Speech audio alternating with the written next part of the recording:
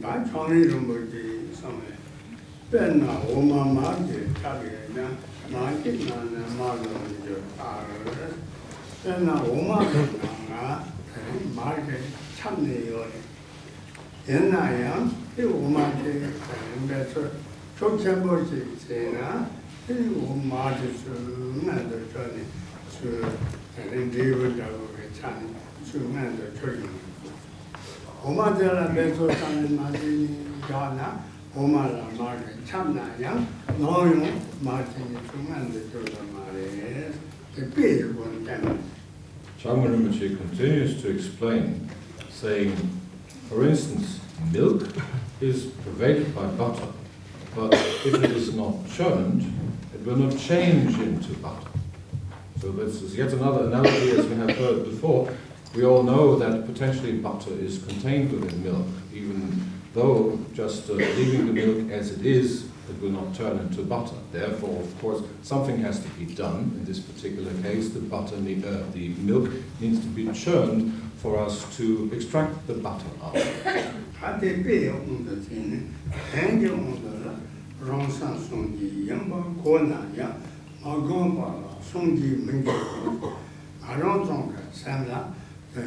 송지도 요 그런 데어리 있고 때마론 통과사나 예니 요요 대 요연나양 대라 되는 배설지는 니가 나네 당마로 강구 생빈을 사자죠 대 강나 되는 그런 데어리 있고 이한테 당지주 만들죠 로를 들어왔던 다니 당나로서 성지로 대 마감나 다 대화시빈이 무정나양 코와 동마 매번에 다다파도 출는 코와라 잠대와리 모마라용 대농지 코와라 참 출로와 마도게 랑인게 상지제를 말해.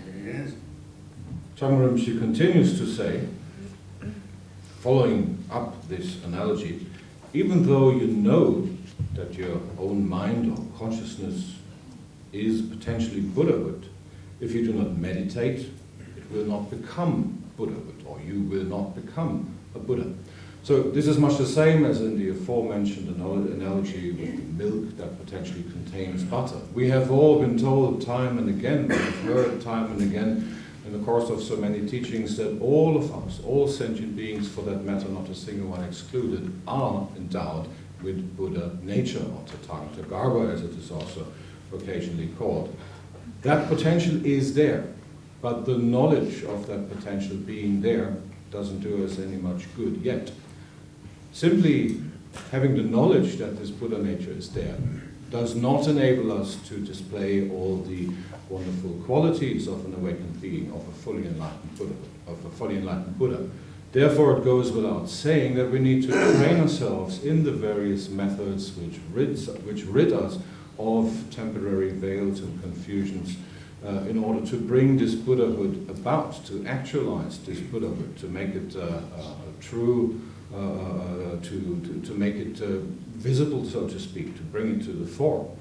Only if we train ourselves in the various methods which enable us to understand and to realize mind nature as it truly is, such as the methods of Mahamudra, only if we train ourselves in these repeatedly and with effort, will all of these temporary veils and obscurations eventually be cleared away, will their causes be eradicated, and will we truly come to see and to understand and finally to realize our Buddha potential. If we do not do so, well, the knowledge of that Buddha potential being there is of not much use. It will be of not much benefit, neither for ourselves nor for others for that matter. If we fail to train ourselves accordingly, we will continue happily ever after to suffer through lifetime after lifetime in the cycle of samsara that is known as the cycle of suffering. So therefore it goes without saying, the practice to meditate is that which unveils that Buddha potential within ourselves.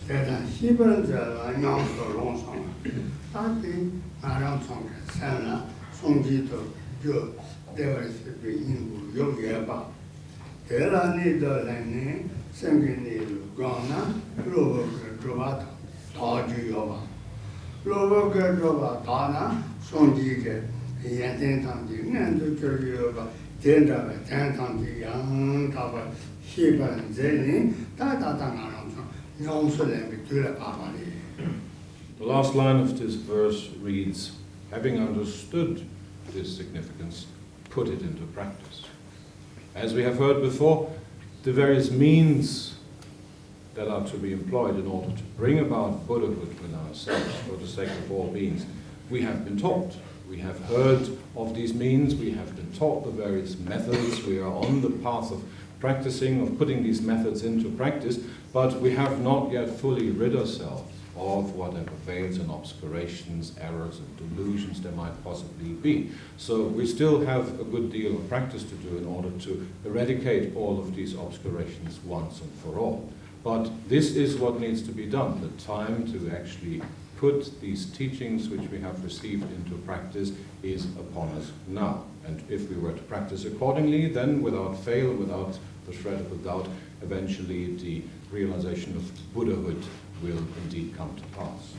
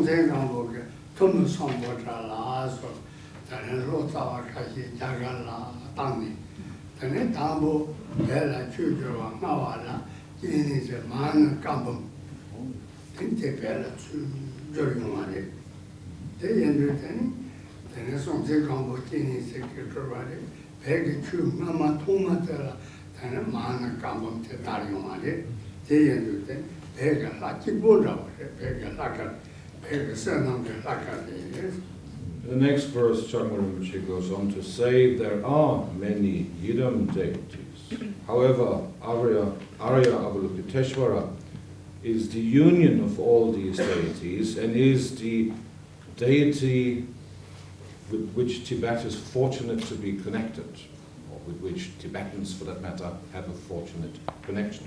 So all of these various deities which there are, and there are indeed many, as we know, are in the end nothing other but the expression or the display of awakened awareness, the awakened, enlightened awareness of Buddhahood itself. So by all means there would be many deities to choose from. However, the very essence of these, or the one who is looked upon as the very essence of these, leastways by Tibetans who have that fortunate connection, is Avalokiteshvara, the great compassionate one, whom we also know by his Tibetan name of Chenrezig. How does this particularly fortunate connection between the compassionate one and Tibet and its inhabitants come about? That goes back to the old days when the Dharma was just about to be established in Tibet. The then Dharma king of Tibet, King Somtsen Gampo, he himself was considered to be an emanation of the great compassionate one, and it was his strong wish to establish Dharma, the Buddha Dharma, the teaching of the Buddha as a teaching, as a religion in Tibet, and he sent people to India in order to study the Dharma and to translate Dharma texts into their native language. So certainly the most famous among them was the great Sambhota, who traveled to India, who brought back as the first collection of teachings a compendium of sadhanas and instructions, all based on the practice of the great compassionate one, Chenrezig or Avalokiteshvara. This collection of texts is commonly known in Tibetan as the Mani Kabul. So in this way, this particularly fortunate, this particularly close connection between Chenrezig or Avalokiteshvara, the great compassionate one, and Tibet, and of course consequently its inhabitants, the Tibetans, came about.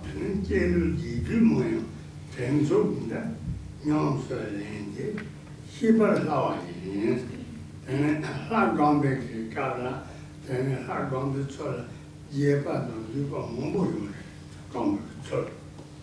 Yana young, then KG turns over sort of Kasome Tarantona, hard gone, KG Jagan Maruya down the high, some KG turns over come by, or dead our gombat, no solin, Deva, Tonki, she, our, they is a night, they KG turns over, then they come over Tonki, Jerome, the young Taba,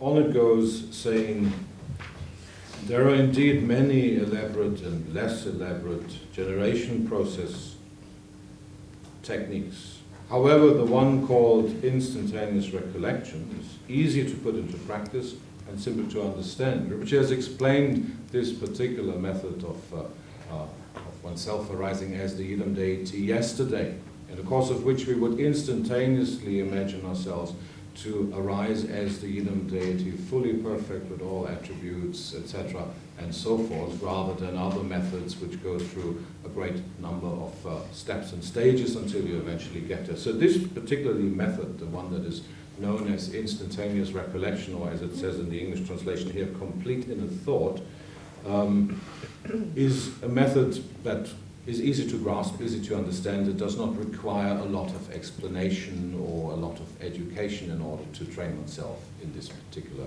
technique.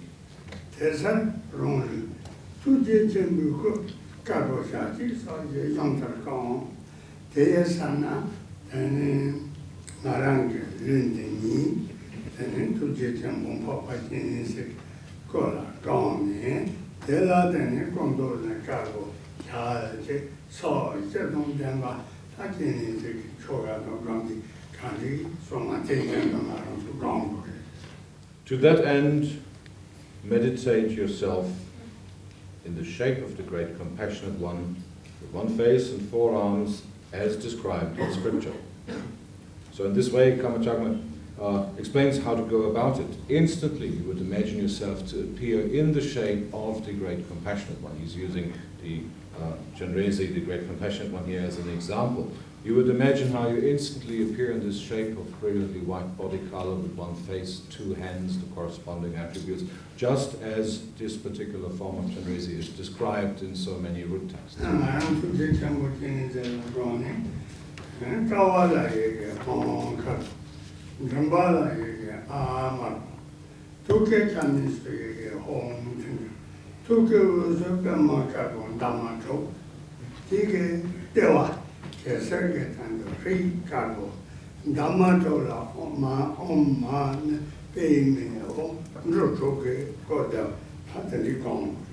If you were to imagine yourself in this way, to appear instantly as the Great Compassionate One, you would also imagine the various seed syllables at the three places, which of course are a white Om at the level of your forehead, a red A at the level of your throat, as well as a deep blue Hum syllable in the lower part of your heart. If you were to imagine yourself as Chenrezig, you would then proceed to imagine a six-petaled white lotus flower above the Hum syllable in your heart, in the center of which stands upright the white seed syllable of Chenrezig himself, which is the seed syllable 3. This is surrounded on these six lotus petals by the six syllables of the mantra of Chenrezig, which is of course Om Mani Padme Hum. And you can imagine these syllables to face outwards. So if you were to look from the outside, you could clearly read these syllables. That is to be imagined above the Hum syllable in the heart.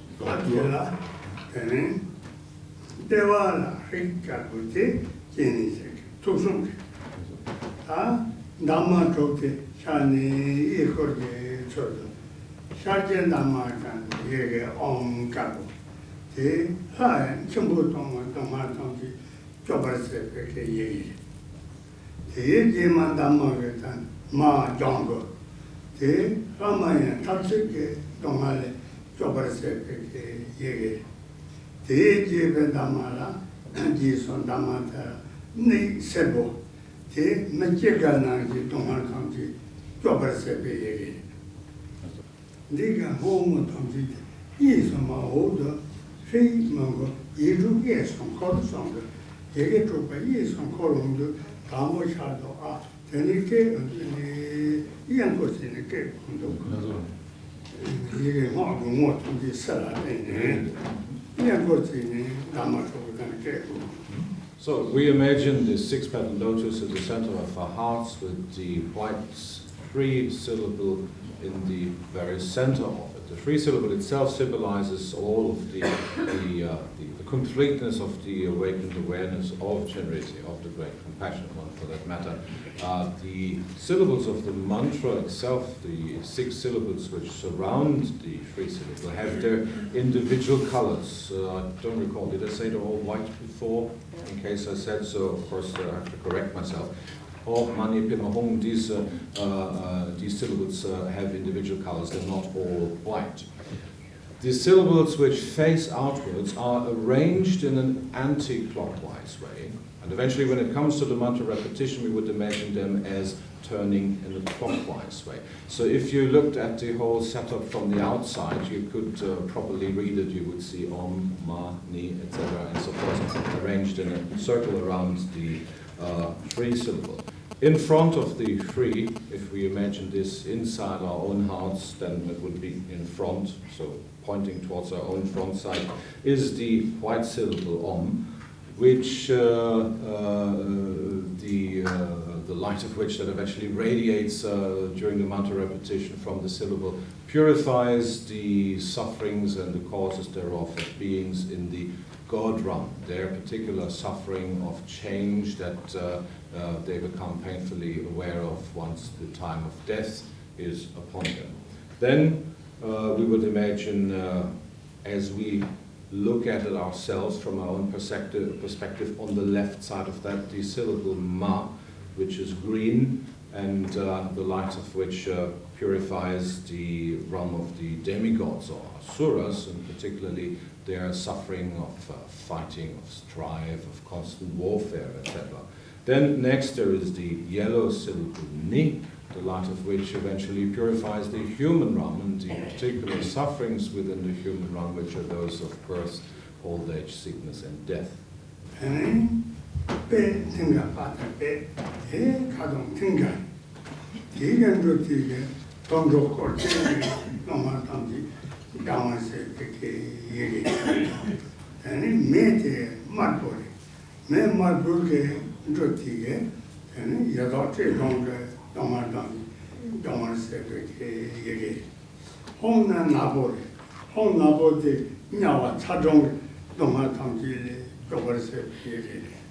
This is then followed by the deep blue syllable, Pad, or Pe as it would be pronounced in Tibetan, the light of which suffuses the animal realm and purifies their suffering of being exploited, of being slaughtered, of being enslaved in any which way. This is followed by the red syllable Me, the light of which then suffuses the realm of the hungry ghosts, which suffer particularly from from extreme hunger and thirst. And finally we have a black Hum syllable, and the radiation of that black Hum purifies the suffering of all the hell beings which predominantly suffer from extreme heat or cold.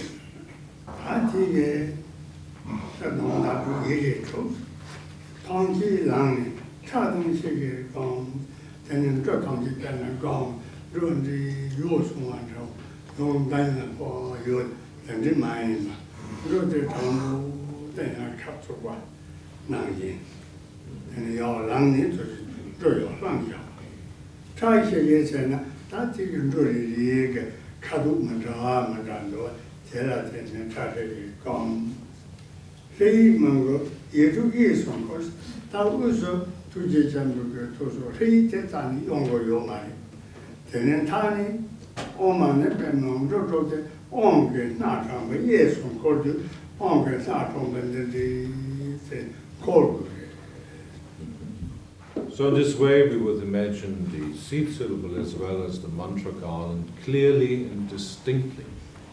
And as Kamchakma also points out, the mantra syllables, both the seed syllable in the center as well as the individual mantra syllables of the mantra garland that surrounds the three syllable, they stand upright. They're not leaning forward or backwards or left or right, but they're standing upright, completely upright. And as this, in this way, they are to be imagined clearly, distinctly, each with its individual color, not blurring into each other in any which way whatsoever, but very clearly visible if we were to look at that. Then eventually, when the mantra repetition itself is upon us in the course of the practice, we would imagine how the mantra garland now starts to turn in the clockwise direction. So it starts to turn towards the right. And while standing upright, while we repeat the mantra, this mantra garland starts to turn clockwise. However, the free syllable in the center of the heart of the lotus flower remains static. That does not turn.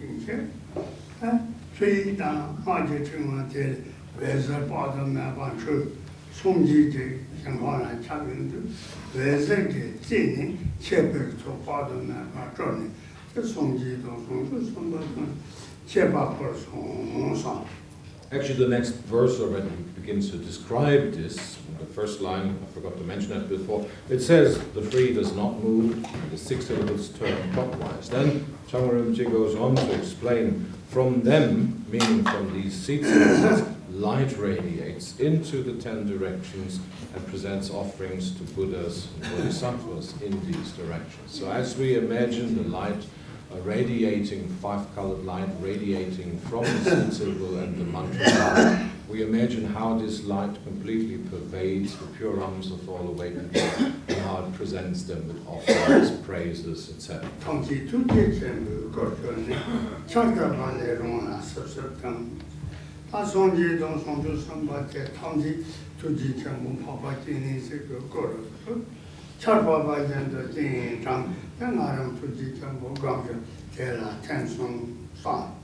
They all transform into the shapes of the great compassionate one and descend like rain, dissolving into ourselves, says Kamachaka. These are the last 2 lines of this verse.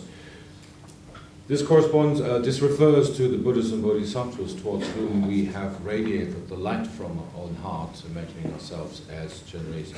They are greatly pleased by the praises and offerings which we have presented by way of radiating the light to them. And they themselves, all of these Buddhas and Bodhisattvas and their pure realms now transform into shapes of the great compassionate one of Chenrezig, like ourselves, and they come to our place of practice and dissolve into ourselves, as Kamachaka describes it, and descend like rain, and, like a gentle summer rain, and dissolve into ourselves. So they are to be imagined like many, many countless raindrops, little shapes of Chenrezigs which come from all over the place, like raindrops, dissolving into ourselves. Thus we receive their blessing and inspiration.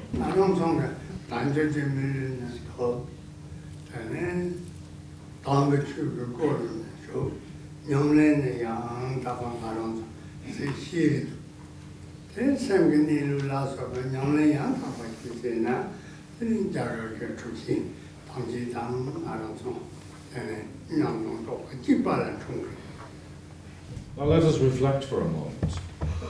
We all have achieved the major means of training ourselves in these practices, which is, namely, a precious human body endowed with its freedoms and the various leisures and riches and the freedoms of all sorts of shortcomings.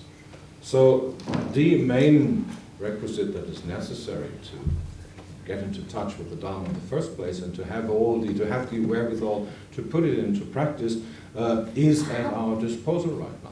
Now, if we were only clever enough to make use of it, then Rinpoche says there's no doubt whatsoever that if we practiced accordingly, diligently, we could by all means also actualize or realize all the great qualities, all the great attainments, such as the Buddhas, such as the Siddhas of the past, such as the Indian Siddhas and also Tibetan Siddhas have done.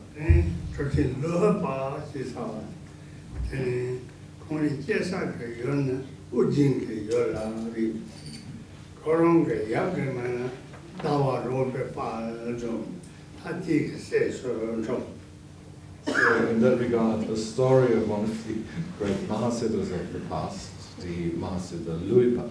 He was born in the country of Udayana, and the name of his father, I can't think of the Sanskrit name in Tibetan, is Dawaropipal.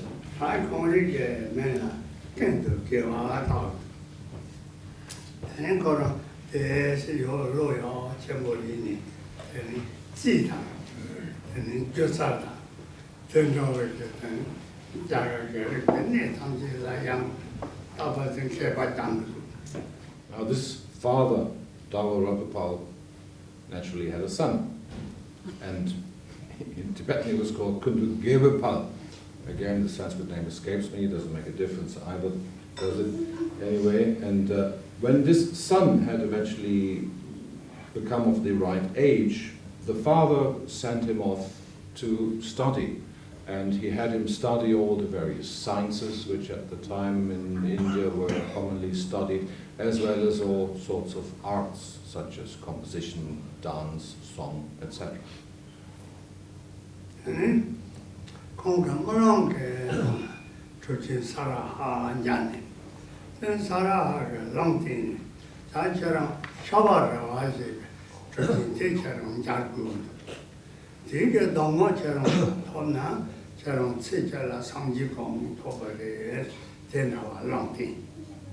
While the son, Kundugevapal, was going about his education, one night he had a dream.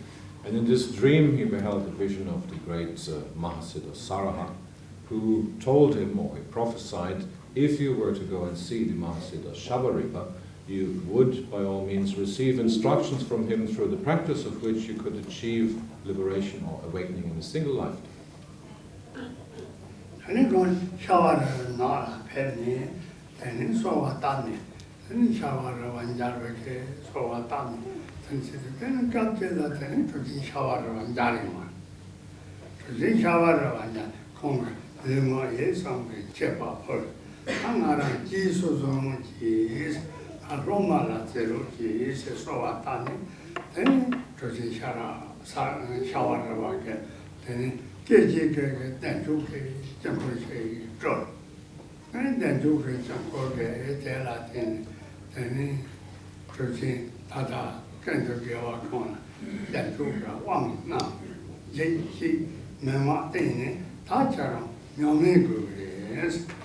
Greatly inspired by this dream vision of Sarahas, Kundugevapal then, of course, went in order to find Shavaripa. Shavaripa, who, as we know, resided in the forest of Shavari, that's what he was named after,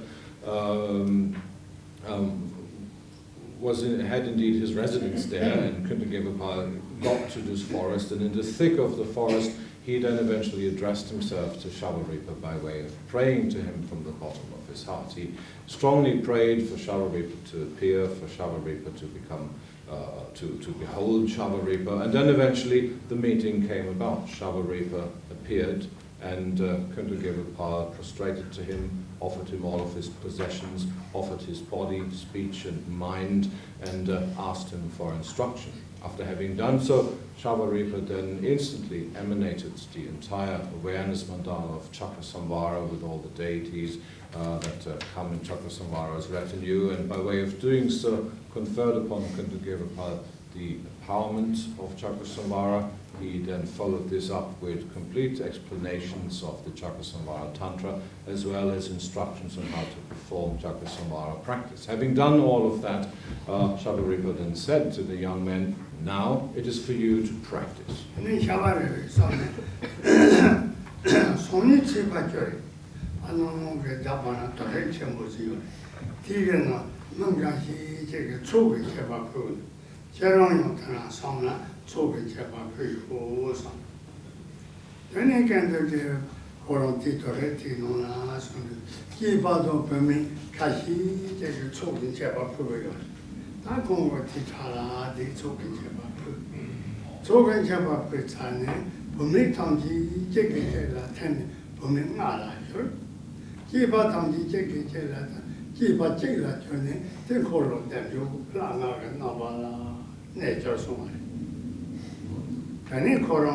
Colodendon, Naga Toga, as a father never drew Corona, then Sanjelani, then Manawa Chosoma. After having conferred empowerment, explanation, and instruction upon the young man, Kuntu Gewapal, then the Mahasiddha Shavaripa said, tomorrow is the 10th day of the month, and you should go to the Charnelground, which is in the neighborhood, and there you will find some people practicing a Gana Chakra offering, a Tsok offering ceremony. You should join them. Kuntu Gewapal did as he was told. The next day he went to this Charnelground, and indeed he found a group of male and female practitioners who were celebrating this Gana Chakra feast. After the feast was concluded, all the female practitioners dissolved into each other until there were only 5 of them left, and all the male practitioners dissolved into a single figure. These then appeared, these then were none other but Chakrasamvara and his consort, surrounded by the 4 dakinis in the 4 cardinal direction, the whole setup being known as the 5-deity mandala of Chakrasamvara. Having appeared in this way, then from the heart center of Chakrasamvara, an immeasurable 5-colored rainbow-like light radiated and melted into, dissolved into the heart center of the young practitioner, thus conferring upon him all the blessing and inspiration of the Chakrasamvara deity. Having done that, the deities then eventually dissolved into empty space.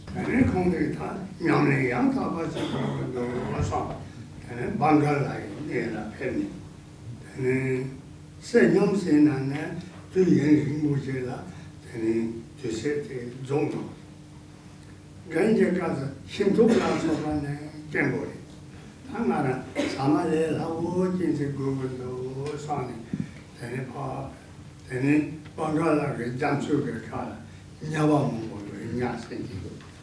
Nyasingi Metangi, Nyamu Susan, Yari Shade Koron Susa, Yari Dumatangi Matsari. I go Yari Dumati, then he comes with Samachini, then he comes Yadewari. Having thus received such great blessing and inspiration, the young man thought to himself that indeed now he would have to proceed and put these priceless instructions which he had received into practice. And he eventually took off to the country that in these days was known as Bangala, which corresponds to parts of present-day Western Bengal and parts of Bangladesh, and practiced there in the jungles, in the forests. Now, as he did so, of course, sustenance became a major issue, and of course he could have gone around begging for food. That was by all means possible in these days, but what a waste of time. He also could have subsisted off the fruits of the forest, yet they were of course not available in the winter time, so what was to be done? Eventually he went to the shore of the ocean, to what is nowadays known as the Gulf of Bengal, and he found there many fishermen who, after having brought in their catch, they would gut the fish and throw away the fish guts, the fish intestines, and he thought to himself this would indeed be a suitable way of sustenance. So he was then he became known for living at the shore of the oceans and feeding on the fish intestines which were thrown away by the fishermen. And Capella, and entered Luhipa, Luhipa, Nyato, Nyaki. And then Calcasa, Negatona, Jamsu, and Pondrovioba, and Zike, Negaton. Calcasa, Coron, Gully, there's a Caton Nato on Troa. Calcasa, Coron, Luzan, Matoma.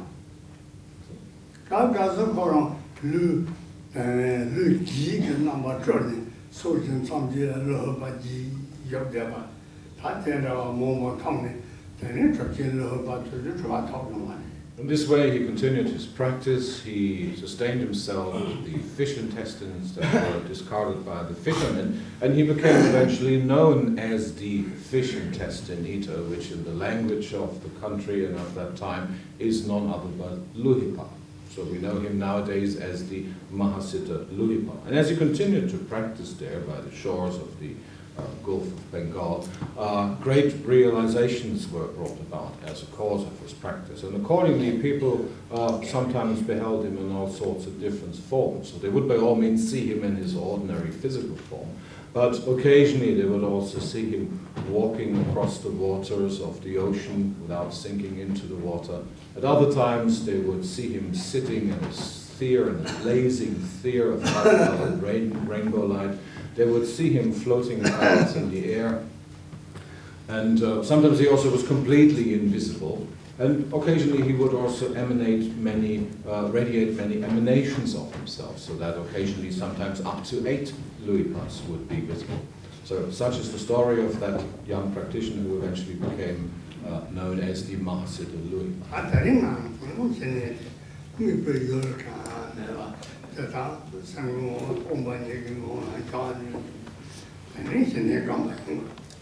Now it is time again for us to practice shamatha or Shiné meditation. This time let us practice this particular technique of Shiné meditation that goes about without any particular focus. Simply allow the mind to rest in itself naturally, and that'll be that.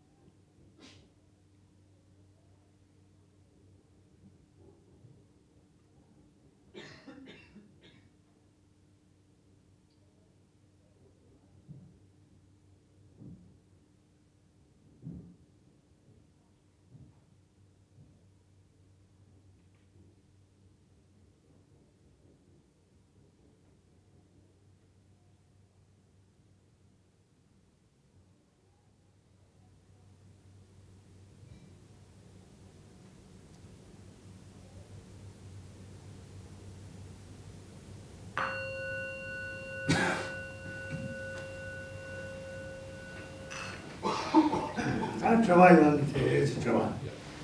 Questions, please?